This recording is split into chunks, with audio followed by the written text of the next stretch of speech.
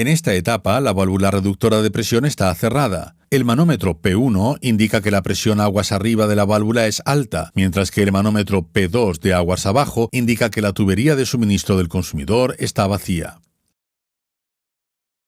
El usuario va haciendo girar el tornillo de ajuste del piloto en sentido horario. El pistón del piloto se mueve hacia abajo, lo cual causa una caída de presión en la cámara superior de control de la válvula. El resultado es que la válvula se va abriendo gradualmente y la línea del consumidor se va llenando.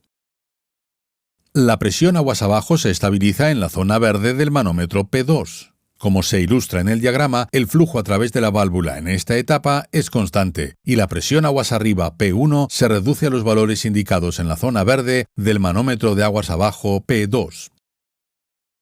Cuando la demanda del consumidor disminuye, el piloto responde inmediatamente, el pistón se levanta ligeramente, la presión en la cámara superior de control aumenta y la válvula se va cerrando.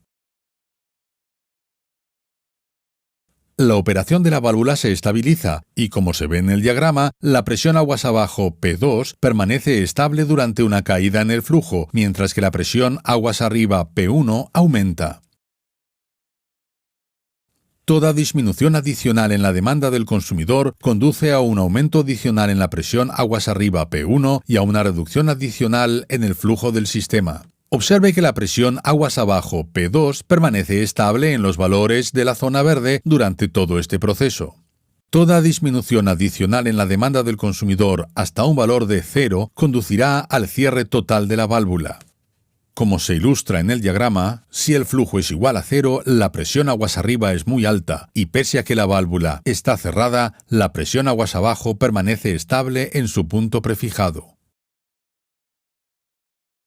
Cuando la demanda vuelve a aumentar, el piloto responde en función del nivel de la demanda. El pistón se mueve hacia abajo, la válvula se abre gradualmente y la presión aguas abajo permanece estable. En el diagrama que ilustra un flujo mayor, la presión aguas arriba se reduce, mientras que la presión aguas abajo P2 permanece en la zona verde con el valor prefijado. En esta etapa, la presión aguas arriba P1 disminuye. Se produce una ligera disminución en el flujo, pero la presión aguas abajo P2 permanece estable dentro de los valores de la zona verde. Como se ilustra en el diagrama, el flujo a través de la válvula en esta etapa es constante. La presión aguas arriba P1 se reduce a los valores indicados en la zona verde y la presión aguas abajo P2 permanece estable. En caso de una marcada disminución de la presión aguas arriba, la válvula se abrirá completamente para suministrar la máxima presión posible a la línea del consumidor. De este modo, la válvula asegura un suministro constante de agua aun cuando la presión se encuentre por debajo del nivel deseado.